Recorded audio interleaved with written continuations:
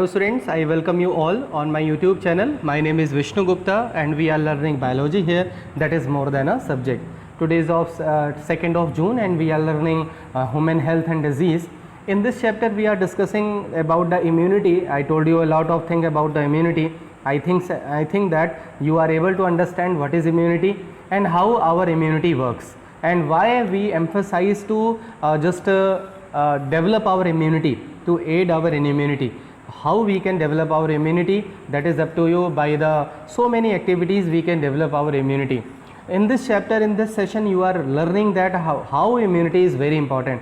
कैसे इम्यूनिटी हमारे लिए बहुत ज़्यादा इंपॉर्टेंट है. ठीक है, इसी इम्यूनिटी की सीरीज़ में थोड़ा सा और आगे बढ़ते हैं. इसके प्रीवियस हम लोग क्लासेस में हम लोग ने डिस्कस किया था कि हाउ द इम्यूनिटी, मतलब how the active immunity and passive immunity is there.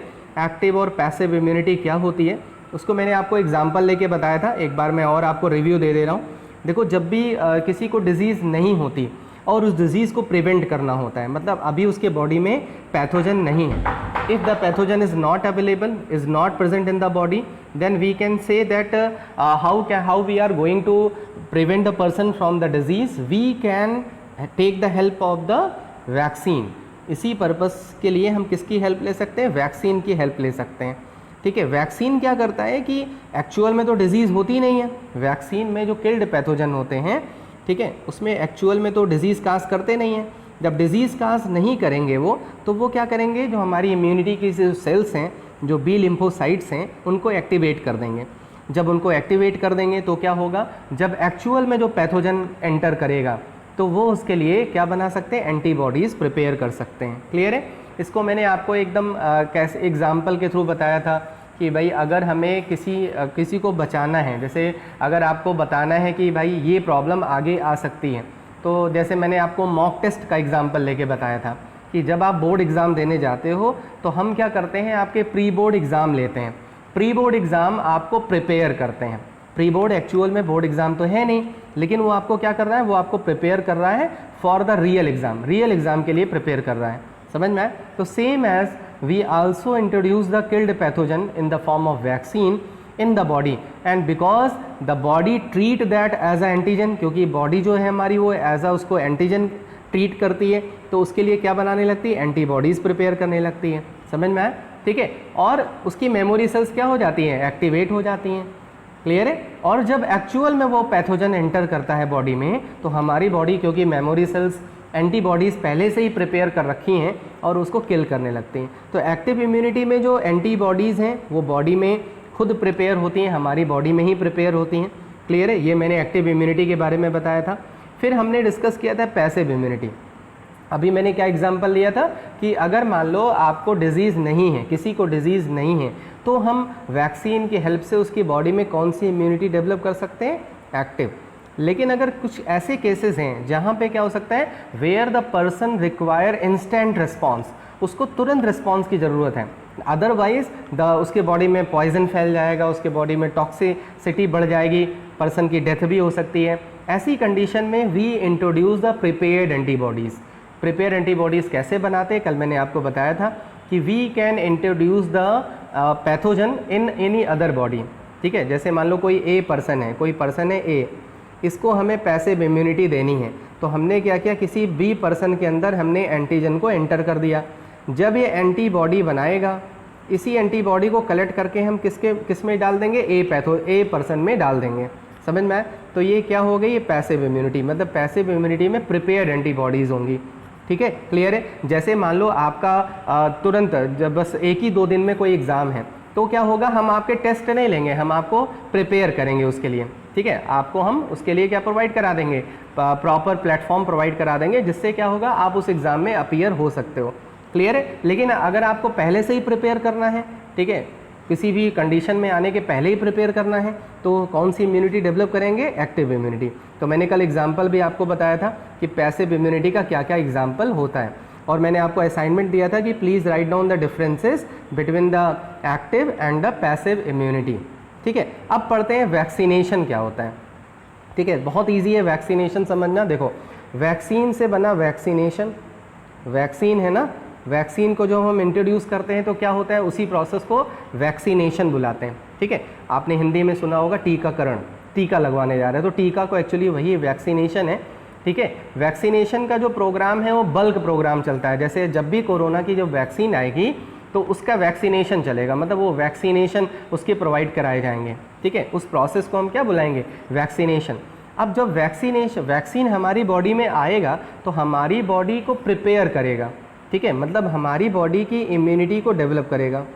When the vaccine will enter in our body that develop the immunity, so that's why vaccination and immunisation.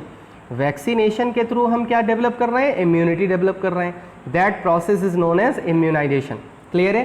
तो corona virus के case से you can understand well, you can understand easily कि whenever we will have the vaccine of coronavirus, we will introduce this vaccine to all the people, then they will develop the immunity by itself।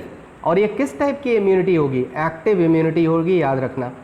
किस type की immunity होगी, active immunity होगी। तो when the real pathogen will enter in the body, our immunity itself will able to destroy the what, it will able to destroy the pathogen, real pathogen को वो destroy कर देगी। समझ में आया। तो यही है वैक्सीनेशन और इम्यूनाइजेशन। क्लियर। जो प्रिंसिपल है वैक्सीनेशन का, that is depend on the memory, वो मेमोरी पे डिपेंड करता है।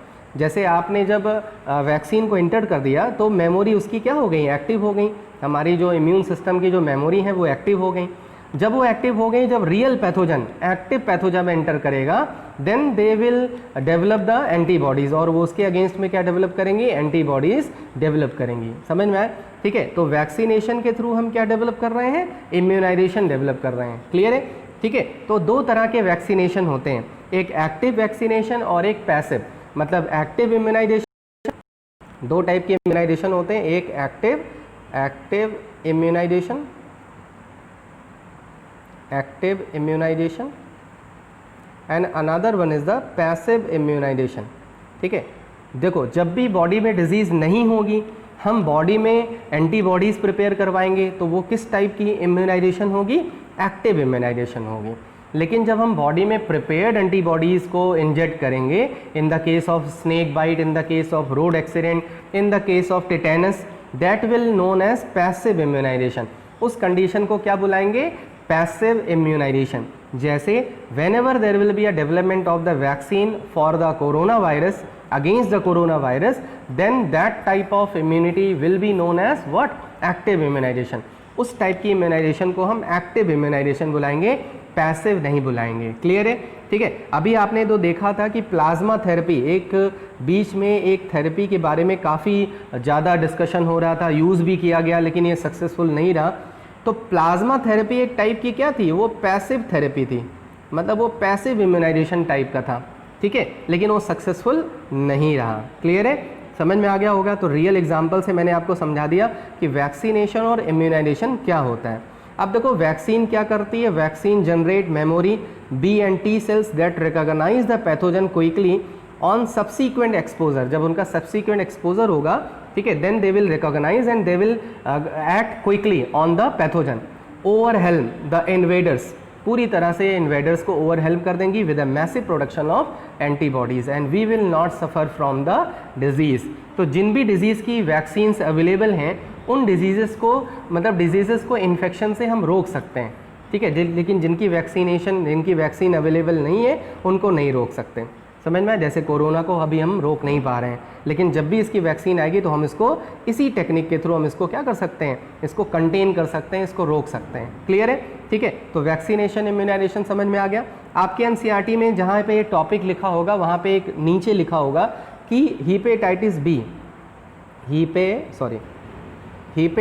बी की जो वैक्सीन बनी थी, हीपेटाइटिस बी की जो वैक्सीन बनी थी, वो एक ऑर्गेनिज्म की हेल्प से बनी थी जिसका नाम था ईस्ट।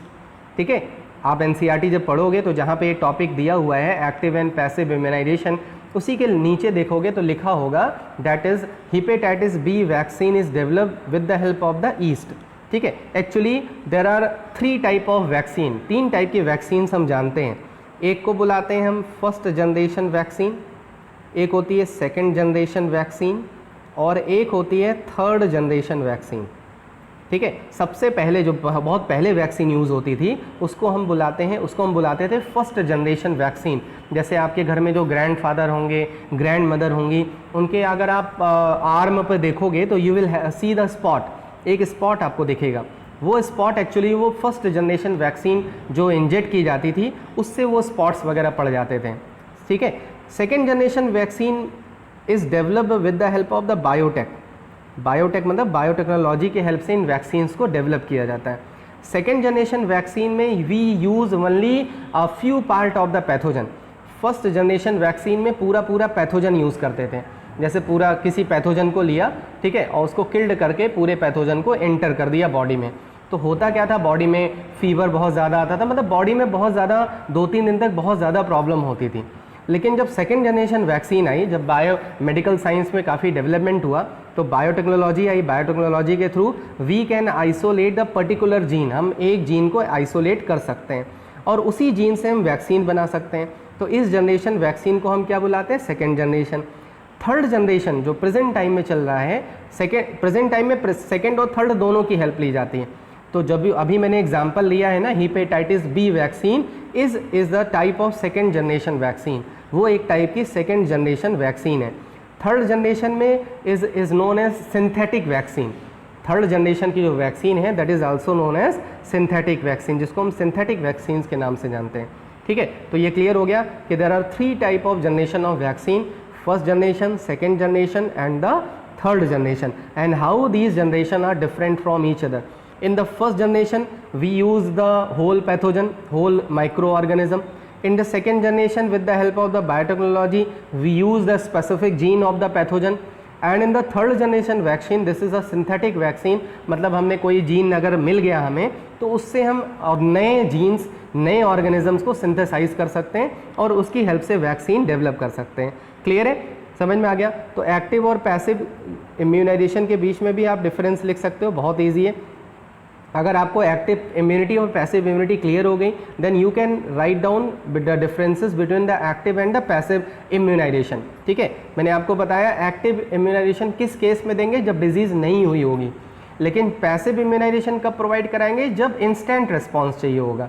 क्लियर है, ठीक है। तो ये फास्ट ये नहीं स्लो प्रोसेस होता है, और ये क्या होता है, फास्ट प्रोसेस होता है। आपको मैंने असाइनमेंट कल दिया था कि you have to write down the difference between the active immunity and the passive immunity. Clear है, तो काफ़ी इंपॉर्टेंट पार्ट था ये। In which case we use passive immunisation and in which case we use active immunisation, it is very important, बहुत important है, ठीक है। अब नेक्स्ट टॉपिक पे आते हैं। ये तो इम्यूनिटी के बारे में था। अब आते हैं कुछ ऐसे डिसऑर्डर्स के बारे में that is develop because of the immunity. अब तुम कहोगे इम्यूनिटी तो बहुत हेल्प करती है हमारी, इम्यूनिटी हमें डिजीज़ से बचाती है, तो इम्यूनिटी से डिसऑर्डर्स कैसे हो सकते हैं, ये देखने that we are going to study. यही हम पढ़ने जा रहे हैं कि इम्यूनिटी से डिसऑर्डर्स कैसे हो सकते हैं। एक्चुअली होता क्या है कि इम्यूनिटी मतलब in the body our cells can identify, can recognise our own cells. हमारी जो सेल्स हैं वो हमारी सेल्स को क्या कर सकती है, रिकॉग्नाइज कर सकती हैं, ठीक है। And they will not develop the antibodies for their own cell. जैसे हमारे बॉडी में जो सेल्स हैं वो हमारी ही बॉडी के लिए कभी भी एंटीबॉडीज़ प्रिपेयर नहीं करती, ठीक है। लेकिन कभी अगर ऐसा हो गया तो उसी कंडीशन को बुलाते हैं ऑटो इम्यूनिटी। अब नाम से यहाँ देखो क्या पता लग रहा है, ऑटो मतलब क्या होता है, self. If our own cells can develop the antibodies for the own cells, मतलब अपनी ही सेल्स के लिए एंटीबॉडीज़ अगर प्रिपेयर करने लगें तो that condition is known as what, auto immunity, ठीक है। अपने ही सेल्स पे अटैक करने लगती हैं। ऐसी भी कंडीशन कभी कभी हो जाती है। Some time immune system of the body goes off the track. अभी तक आपको यही पता था कि हमारी बॉडी फॉरेन ऑर्गेनिज्म को आइडेंटिफाई करके, रिकॉग्नाइज करके उसको डिस्ट्रॉय करती है, but when the immune system goes out of the track, start behaving against the own body or self, which leads to a variety of disorder। और ये एक type का क्या है, डिसऑर्डर है। क्लियर है। इसका जो रीज़न होता है that is a internal reason, उसका कोई एक्सटर्नल रीज़न नहीं होता, इंटरनल रीज़न होता है। इंटरनल रीज़न मतलब जेनेटिक सिस्टम भी हो सकता है, म्यूटेशन वगैरह हो गया, जीन्स में म्यूटेशन हो गया, ठीक है। And that's why the own मतलब cells can not recognise their own cell, अपनी सेल्स को, अपने ही पार्ट्स को आइडेंटिफाई नहीं करती और उसको एज अ फॉरेन ट्रीट करने लगती हैं। समझ में आया? ठीक है, जैसे हमारे जो फैमिली मेम्बर्स हैं, हमारे जो इंडिया के लोग हैं, वो जैसे इंडियन जो सोल्जर्स हैं, इंडियन सोल्जर्स कभी अपने ही सोल्जर्स को, अपनी आर्मी मेंबर्स को थोड़ा ना किल करते हैं, उनको थोड़ा ना उनको फायर करते हैं। ठीक है, when they see any foreign, कोई फॉरेन अगर कोई सोल्जर एंटर कर रहा है उसको किल करते हैं। ठीक है, लेकिन अगर मान लो कभी ऐसा हो गया कि हमारे जो सोल्जर्स हैं हमारे ही सोल्जर्स को किल करने लगे, तो उसको हम क्या बुलाएंगे? ये तो सेल्फ डिस्ट्रक्शन हो रहा है, अपने आप को ही डिस्ट्रक्शन कर रहे हैं। तो ऐसी कंडीशन हमारे बॉडी में हो जाती है, जिसको हम क्या बुलाते हैं? ऑटो इम्यूनिटी बुलाते हैं। ठीक है, तो आपने बहुत सारे डिसऑर्डर्स के बारे में पढ़ा होगा, अभी मैं आपको बता रहा हूँ कि कौन कौन से ऐसे डिजीजेज होती हैं that is caused by the auto immunity. Before that देखो क्या रीज़न हो सकते हैं, मतलब क्या कॉन्सिक्वेंसेज हो सकते हैं। देखो, higher vertebrate, we are higher vertebrate can differentiate between foreign molecule and foreign organism. Foreign molecule और फॉरेन ऑर्गेनिज्म को आइडेंटिफाई कर सकते हैं, but sometimes due to genetic and other unknown reason, कुछ ऐसे रीज़न होते हैं जिसके बारे में हमें नहीं पता, जेनेटिक रीज़न होते हैं। The body attacks self cells, हमारी बॉडी, हमारी जो सेल्स हैं, हमारी ही सेल्स के लिए एंटीबॉडीज़ प्रिपेयर करने लगती हैं, and that condition is known as auto immunity. तो देखो कुछ डिसऑर्डर्स के नाम लिखे हैं। रूमेटॉइड अर्थराइटिस, आपके यहाँ जो ग्रैंड पर्सन्स होंगे, ठीक है, ग्रैंड फादर, ग्रैंड मदर, उनको ये प्रॉब्लम बहुत होती है, अर्थराइटिस की प्रॉब्लम हो जाती है। मतलब हमारे बोन का जॉइंट का इन्फ्लामेशन होता है, उनके जॉइंट्स जो हैं वो वर्क नहीं करते प्रॉपर। ठीक है, that's why they are not able to move properly, वो चल नहीं सकते। तो ऐसी कंडीशन बाहर से किसी वायरस की वजह से नहीं हुई, उनकी जो सेल्स है ना वो उन्हीं की सेल्स को डिस्ट्रॉय करने लगी। तो ये पहला एग्जाम्पल हो गया। तो तुमने सुना होगा बहुत लोगों को डायबिटीज़ होती है, लेकिन वो डायबिटीज़ में इंसुलिन के इंजेक्शंस लेते हैं, तो ऐसी डायबिटीज़ को बोलते हैं insulin based diabetes. Why the insulin required in the body? Because insulin is preparing but that is being destroyed, वो डिस्ट्रॉय हो जा रहा है। क्यों? क्योंकि हमारी जो सेल्स हैं, जो पेशेंट है उसकी जो सेल्स हैं, वो इंसुलिन मतलब उस पर्टिकुलर जीन्स को क्या कर दे रही हैं? डिस्ट्रॉय कर दे रही हैं। बहुत लोगों को एनीमिया हो जाता है, अपने आप एनीमिया हो गया, मतलब बाहर से सब कुछ ठीक है, they are taking meal, they are doing exercise everything, लेकिन उनके बॉडी में ये कंडीशन है, तो ऐसा हो सकता है कि उनकी जो सेल्स हैं वो उनकी जो रेड ब्लड सेल्स हैं उनको किल करने लगें। ठीक है, और लास्ट है क्रोनिक हिपेटाइटिस। जो हिपेटाइटिस आप जानते हो ना, हिपेटाइटिस जो डिजीज़ होती है, ठीक है, वो भी एक किस टाइप की डिजीज़ हो सकती है? That is a type of what? Auto immunity disorder. तो ये मैंने आपके बुक में केवल यही एग्जांपल दिया होगा, rheumatoid arthritis, but I told you a lot of example of the auto immune disorder, auto immunity disorder के मैंने आपको एग्जांपल बता दिए। क्लियर है? तो ऐसे डिसऑर्डर्स में बाहर का कोई फैक्टर रिस्पॉन्सिबल नहीं होता, अंदर के ही जो इंटरनल फैक्टर्स होते हैं वो रिस्पॉन्सिबल होते हैं। ठीक है, क्लियर हो गया? तो ऑटो इम्यूनिटी और एक्टिव इम्यूनिटी और पैसिव इम्यूनिटी ये सब क्लियर हो गया। Now we are going to study about the immune system in the body. हमारे बॉडी में जो इम्यून सिस्टम होता है, मतलब जो ये लिम्फोसाइट्स होते हैं, ठीक है, इनकी बेसिस पे दो टाइप के ऑर्गन्स होते हैं। ठीक है, जैसे हमारे बॉडी में बहुत सारे ऐसे पार्ट्स होते हैं जिसमें लिम्फोसाइट्स का डेवलपमेंट होता है। ठीक है, जैसे आप यहाँ पे समझ सकते हो, को रिलेट कर सकते हो सोल्जर से। जो आर्मी के जो सोल्जर्स होते हैं उनकी कहीं पे ट्रेनिंग सेंटर होता है, मतलब उनका वहाँ पे डेवलपमेंट होता है। जब वो डेवलप हो जाते हैं, जब उनके अंदर स्किल डेवलप हो जाती है, we depute them to a particular job, उनको पर्टिकुलर किसी साइट पे भेज देते हैं, जॉब है तुम जो है फाइट करो, now you are ready to fight. Same as हमारे बॉडी में भी होता है। हमारे बॉडी में कुछ ऐसे ऑर्गन्स हैं जहाँ पे लिम्फोसाइट्स का डेवलपमेंट होता है, मैच्योरेशन होता है, प्रोलीफरेशन होता है। ठीक है, और वो मैच्योर होने के बाद डिफरेंट टारगेट ऑर्गन पे मूव कर जाते हैं, जिससे जब भी कोई पैथोजन हमारे बॉडी में एंटर करे तो वो उसको क्या कर दें? किल कर दें, उसको वो किल कर सकें। समझ में आया? ठीक है, तो वही है हमारी बॉडी में जो इम्यून सिस्टम है वो क्या होता है? Comprises of lymphoid organ. Lymphoid organ मतलब the organs those have lymphocytes, जहाँ पे लिम्फोसाइट्स हों, चाहे वो बी लिम्फोसाइट्स हो चाहे वो टी लिम्फोसाइट्स हो। तो वो ऑर्गन्स कौन कौन से होते हैं? टिश्यू सेल्स हो सकती हैं, सॉल्युबल मॉलिक्यूल्स जैसे एंटीबॉडीज़ हो सकती हैं। ठीक है, अब देखो लिम्फॉइड ऑर्गन्स क्या क्या होते हैं। Lymphoid organs where maturation and proliferation of lymphocytes take place. अभी मैंने बताया ना, जैसे सोल्जर्स होते हैं, सोल्जर्स को हम क्या करते हैं? ट्रेनिंग सेंटर में उनको डेवलप करते हैं, उनकी स्किल डेवलप करते हैं। Same as in our body there are organs where the lymphocytes mature and proliferate, these organs are known as lymphoid organ. दो टाइप के लिम्फॉइड ऑर्गन्स होते हैं, एक प्राइमरी और एक सेकेंडरी। ठीक है, जहाँ पे उनका प्रोडक्शन होगा, जहाँ पे वो मैच्योर होंगे, those organs are known as primary. और जब मैच्योर होने के बाद वो दूसरे ऑर्गन पे मूव कर जाएंगे तो उनको क्या बुलाएंगे हम, सेकेंडरी लिम्फॉइड ऑर्गन्स। ठीक है, क्लियर है। अब जाते हैं प्राइमरी और सेकेंडरी के बारे में। देखो, primary lymphoid organs where T and B lymphocytes mature, जहाँ पे वो मैच्योर होती हैं, and they acquire their antigen specific receptors, उनके पास रिसेप्टर्स डेवलप हो जाते हैं so that they can bind with the antigen. तो B for bone marrow and B for B, मतलब B lymphocytes, T for T cells and T for thymus. Clear है, ठीक है। तो बोन मैरो में कौन सी लिम्फोसाइट्स डेवलप होंगी और मैच्योर होंगी, बी, और थाइमस में कौन सी होंगी, that will be T. Clear है। तो ये मैंने स्टार्टिंग में भी आपको बताया था कि जो बी सेल्स होती हैं they mature and they develop and mature in the bone marrow itself, but T cells produce in the thymus gland, but sorry, T lymphocytes produce in the bone marrow but mature in the thymus gland।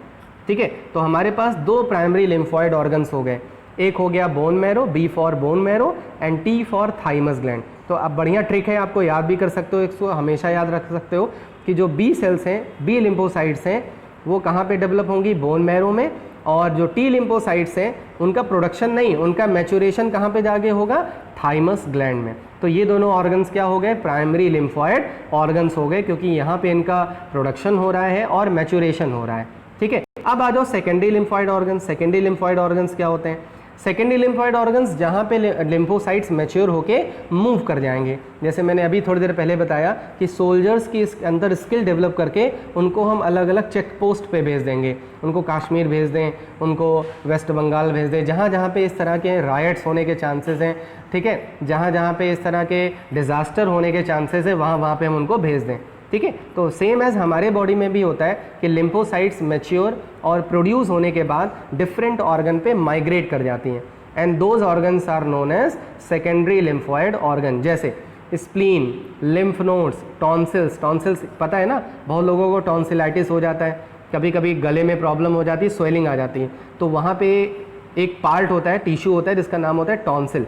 ठीक है, तो tonsil भी एक secondary lymphoid organ है, वहाँ पे lymphocytes होते हैं, मतलब टी लिम्फोसाइट्स होती हैं, और वो क्या करती हैं, वो जो फॉरेन मटेरियल एंटर करता है उससे वो फाइट करती हैं। Peyer's patches in small intestine, small intestine में कुछ पैचेस होते हैं जिनको हम पियर्स पैचेस के नाम से जानते हैं। दे आल्सो कंटेन, उनके पास भी क्या होता है, लिम्फोसाइट्स होते हैं। Appendix, appendix is also a secondary lymphoid organ. तो these organs are what, these organs are secondary lymphoid organs, यहाँ पे लिम्फोसाइट्स अवेलेबल होंगी। अब देखो यहाँ पे होगा क्या, इंटरैक्शन होगा, interaction of lymphocytes with antigen. ठीक है, जैसे सोल्जर्स कश्मीर में हैं और जब कोई टेररिस्ट आता है तो क्या होता है, दोनों में इंटरैक्शन होता है। अब इंटरैक्शन मतलब गले लगाना तो होता नहीं, ठीक है, इंटरैक्शन मतलब दोनों एक दूसरे से क्या करते हैं, फाइट करते हैं। सेम एज यहाँ पे भी है कि when ever any antigen will enter, lymphocytes will interact and they will प्रोलीफरेट। प्रोलीफरेट मतलब उनका डेवलप, वहाँ पे वो और नंबर्स उनके बढ़ेंगे। ठीक है, उनके नंबर्स क्या हो सकते हैं, और इंक्रीज हो सकते हैं। तो जैसे इंक्रीज होंगे वो क्या हो जाएंगे, इफेक्टर सेल्स हो जाएंगी। ठीक है, मतलब जिस भी, जैसे मान लो स्प्लीन है, स्प्लीन पे अगर कोई भी एंटीजन एंटर हो गया, कोई भी पैथोजन एंटर हो गया, तो वहाँ पे जो लिम्फोसाइट्स अवेलेबल हैं वो प्रोलीफरेट होंगी। प्रोलीफरेट मतलब बढ़ना, जहाँ पे भी प्रोलीफरेट आ जाए उसका मतलब होता है बढ़ना। जब वो बढ़ेंगी तो वो क्या ऐड करेंगी, इफेक्टर सेल्स की तरह बिहेव करेंगी। ठीक है, और इफेक्टर सेल्स क्या करेंगी, उन एंटीजन को किल करेंगी। क्लियर है, by the production of antibodies, क्या प्रिपेयर करके, एंटीबॉडीज़ को प्रिपेयर करके। तो समझ में आ गया कि सेकेंडरी लिम्फॉइड ऑर्गन्स क्या होते हैं। Now we are going to study the examples of the secondary lymphoid organ. दो ऑर्गन्स के बारे में हमें पढ़ना है कि ये दोनों ऑर्गन कैसे बिहेव करते हैं। देखो, सबसे पहला तो स्प्लीन है। I think you must listen about this word, पहले भी आप सुन चुके हो स्प्लीन, आपने डाइजेस्टिव सिस्टम में पढ़ रखा है कि स्टमक के नीचे, स्टमक के मतलब स्टमक के beneath the stomach there is a part that is known as spleen. और स्प्लीन के बारे में एक चीज़ आप सबको पता है, that is it is a graveyard for the RBC. ये ग्रेवयार्ड होती है आरबीसी की। ठीक है, तो स्प्लीन में क्या होता है, it is a large bean shaped organ and it mainly contain lymphocytes. इनके पास लिम्फोसाइट्स होते हैं एंड फैगोसाइट्स, ये दो नेचर की होती हैं। इनके पास लिम्फोसाइट्स होती हैं और फैगोसाइट्स मतलब सेल्स होती हैं। यहाँ पे क्या होता है, वेन एवर द ब्लड कम, जब ब्लड आएगा तो उसका फिल्ट्रेशन होगा। जैसे आप क्या करते हो, दूध आपके यहाँ अगर मिल्क मेड दे जाता है तो आप क्या करते हो, उसको फ़िल्टर करते हो। उसको फ़िल्टर करने के बाद उसमें स्ट्रॉ निकलता है, उसमें डस्ट निकलता है, उसमें गंदगी निकलती है, उसको क्या करते हो, उसको हटा देते हो। ये क्या करती है, ब्लड को फ़िल्टर तो करती हैं, ठीक है। अब वो किडनी वाला फिल्ट्रेशन नहीं होता, याद रखना, यहाँ पे कंफ्यूज मत होना। किडनी का फिल्ट्रेशन अलग है, यहाँ पे फिल्टर का मतलब है कि दे सेपरेट द एंटीजन मतलब पैथोजन फ्रॉम द ब्लड। जो ब्लड में जो पैथोजन ब्लड के साथ आ रहे हैं बॉडी में, ठीक है, ब्लड में प्रेजेंट हैं, उनको कलेक्ट करके, उनको फिल्टर करके, उनको किल कर देते हैं। समझ में? They filter the blood and they trap the बॉर माइक्रो ऑर्गेनिज्म, जो उसमें जो माइक्रो ऑर्गेनिज्म उनको ट्रैप करके उनको किल कर देते हैं। This is how the spleen do action. इस तरह से स्प्लीन क्या करती है, एक्शन काज करती है, ठीक है। इस तरह से as a secondary lymphoid organ behave करती है। अब आ जाओ लिम्फ नोड्स पे। देखो लिम्फ नोड एकदम वैसे ही है जैसे अलग अलग जगहों पे चेक पोस्ट लगा रखते हैं। जैसे लॉकडाउन जब अभी चल रहा था 4.0, ठीक है, 5.0, तो आपने देखा क्या था कि अलग अलग जगहों पे चौराहे पे कई सारे पुलिस वाले कलेक्टेड इकट्ठा थे और डंडा लेके खड़े रहते थे, ठीक है। ऐसे ही हमारे बॉडी में अलग अलग चेक पोस्ट होते हैं, मतलब जहाँ पे लिम्फेटिक वेसल्स कलेक्ट हो जाती हैं, उनको बुलाते हैं लिम्फ नोड्स।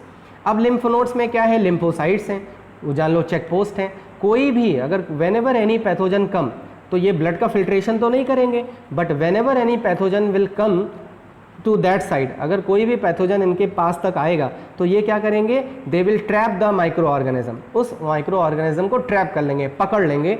ट्रैप करने का मतलब यही होता है, ठीक है। अब वो जैसे पुलिस वाले पकड़ के डंडा मारते हैं वैसे नहीं करते, ठीक है, लेकिन ये क्या करते हैं, उनको ट्रैप करते हैं एंड दे किल, और उसको क्या कर देते हैं, किल कर देते हैं। किसके हेल्प से किल करते हैं, लिम्फोसाइट्स की हेल्प से, ठीक है। कुछ केमिकल सेक्रेट करके उनको क्या कर देते हैं, किल कर देते हैं, ठीक है। Which happen to get into the lymph and tissue fluid. जो भी पैथोजन लिम्फ में टिश्यू फ्लूइड में एंटर होगा उसको ये क्या कर देंगे, किल कर देंगे। क्लियर है, समझ में आ गया? तो लिम्फ नोड्स समझ में आ गया। तो लिम्फ नोड्स और spleen, these are the two example which I have taken to explain you how secondary lymphoid organ behave in our body. हमारे बॉडी में ये सेकेंडरी लिम्फॉइड ऑर्गन कैसे बिहेव करते हैं। अब देखो माल्ट, ठीक है, माल्ट का मतलब क्या होता है, इसका फुल फॉर्म नोट कर लो, म्यूकोजल एसोसिएटेड लिम्फॉइड टिश्यू।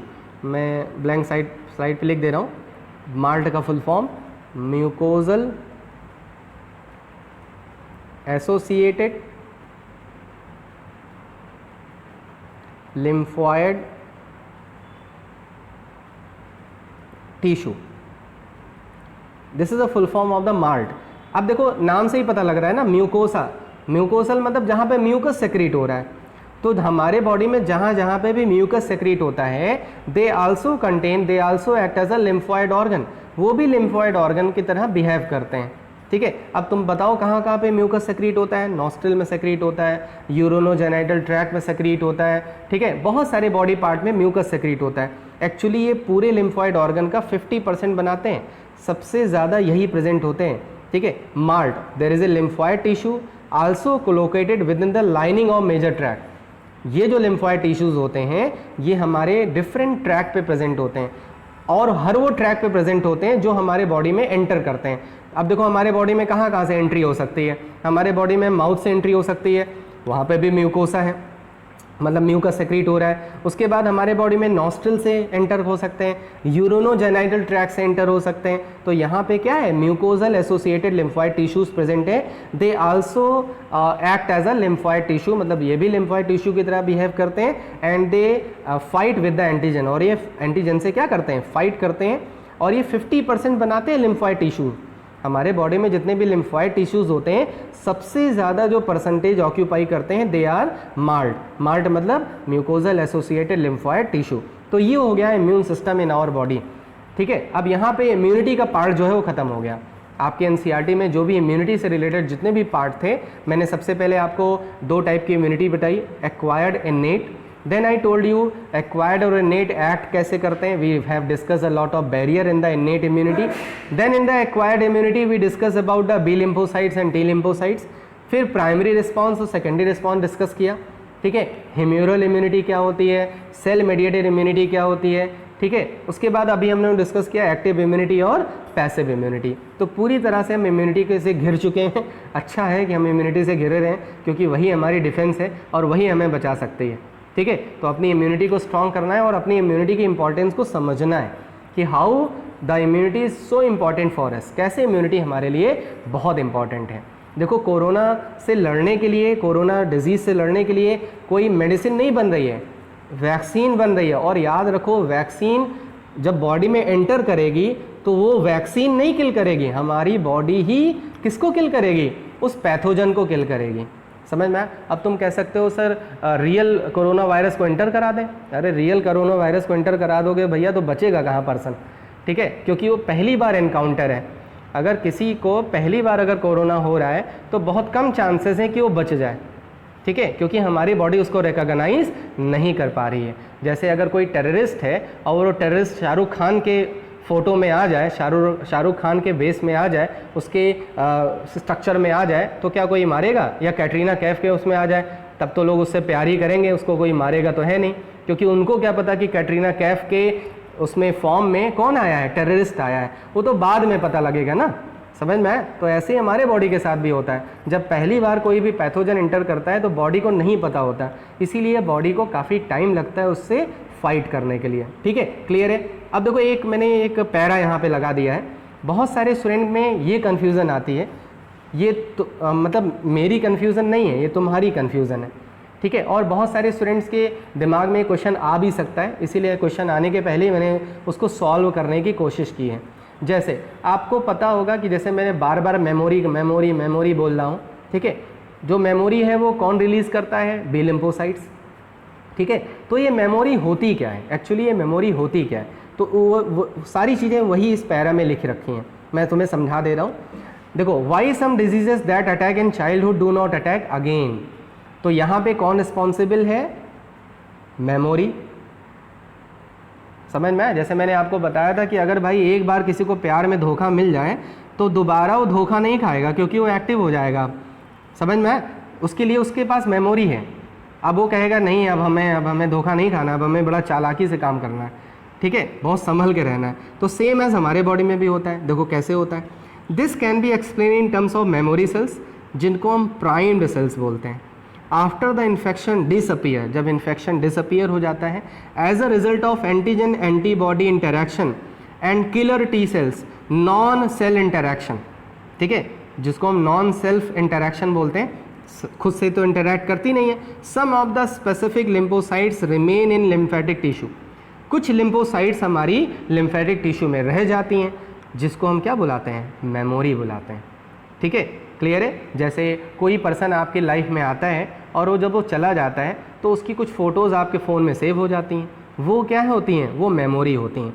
और प्राइम्ड सेल्स, ऐसे ही हमारी बॉडी में जब भी कोई पैथोजन इंटर करता है, जब हमारी सेल्स उससे फाइट करती हैं तो कुछ मेमोरीज लिम्फोसाइट्स में रह जाती हैं, which are ready to produce antibodies and killer cells if the same antigen reappear. जब वो सेम एंटीजन बॉडी में फिर से एंटर करेगा तो वो मेमोरी की वजह से उस पर तुरंत उस पर इंस्टेंट रिस्पॉन्स करने के लिए एक्टिव रहती हैं। समझ में आया? ठीक है। Now infectious disease elicit quick and abundant antibody formation, बहुत ज़्यादा जल्दी से फॉर्मेशन करेंगी।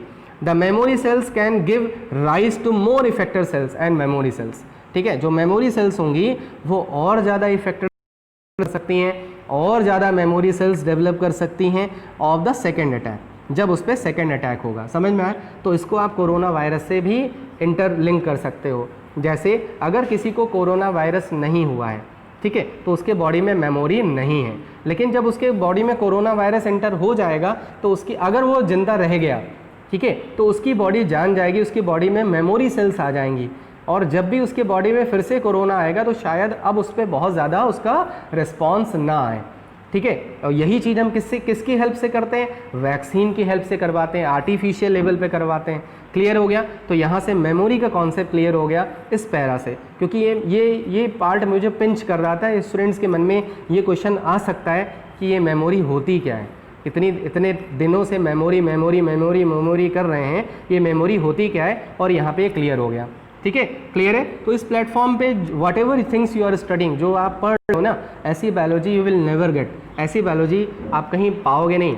आई am not teaching the biology as a biology but more than a subject, ठीक है। मैंने आपको बोला है ना, यही सेम थीम भी है मेरे चैनल की कि that is a more than a subject, ये मोर देन अ सब्जेक्ट है, ठीक है, इसको आप अपने रियल लाइफ से बहुत अच्छे से कनेक्ट कर सकते हो।